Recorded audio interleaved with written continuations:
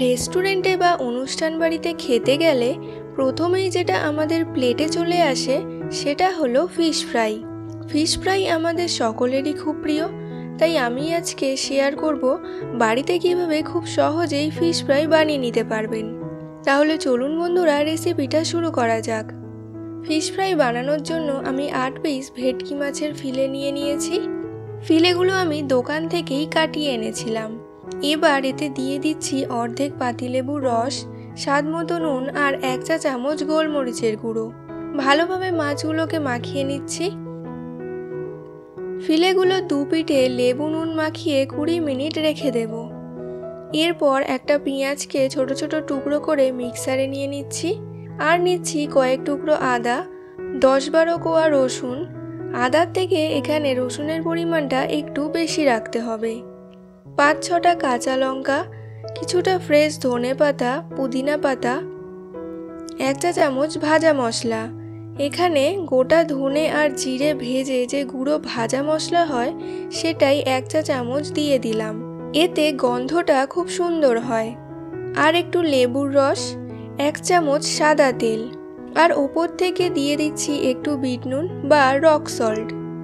ব্যাস, এবার কোনো রকম জল না দিয়ে এটাকে পেস্ট করে নেব। এখন এই পেস্টটা মাছের ফিলেতে মাখালে এটা কিন্তু মাছের মধ্যে লেগে থাকবে না, মাছ থেকে ছেড়ে আসবে। তাই বাইন্ডিংয়ের জন্য এতে দিয়ে দিচ্ছি একটা ডিম আর 2 চামচ ময়দা। এটাও একবার মিক্স করে নেব। ময়দা আর ডিম দেওয়ার পর এবার দেখুন পেস্টটা অনেক বেশি স্মুথ হয়েছে আর ম্যারিনেশনের জন্য একদমই পারফেক্ট।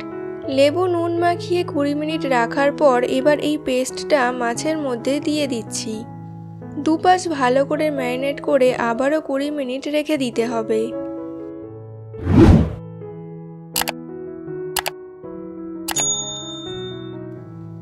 এবার ব্রেড ক্রাম্বস বানানোর জন্য পাউরুটি নিয়ে নিয়েছি। পাউরুটির সাইডগুলো কেটে এই পাউরুটিগুলোকে একটু ড্রাই রোস্ট করে নেব। দোকানের কেনা ব্রেড ক্রাম্বস দিয়ে ফিশ ফ্রাই বানাতেই পারেন, তাতে ফিশ ফ্রাইয়ের কালারটা সুন্দর আসে, তবে টেস্ট কিন্তু একই হয়। আর হঠাৎ করে ফিশ ফ্রাইয়ের প্ল্যান হলে পাউরুটি তো আছেই। তাহলে পাউরুটিগুলো রোস্ট করে এবার মিক্সারে দিয়ে দিচ্ছি।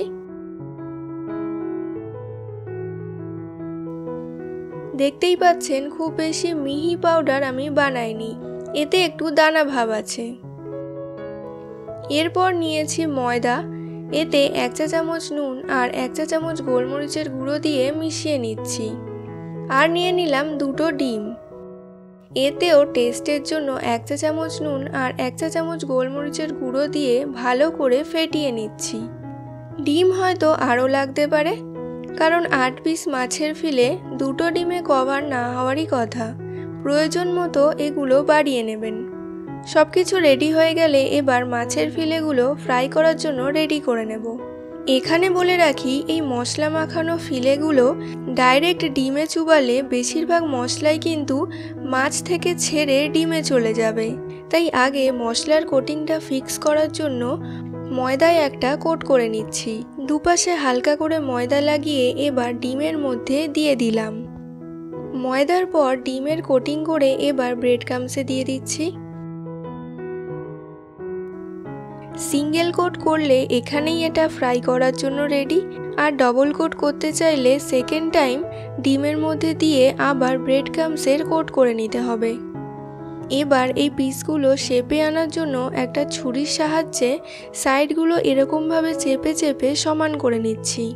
চারপাশে ছুরি দিয়ে চাপার সময় পিসগুলোর ওপরেও হাত দিয়ে এরকমভাবে চেপে ধরে রাখতে হবে।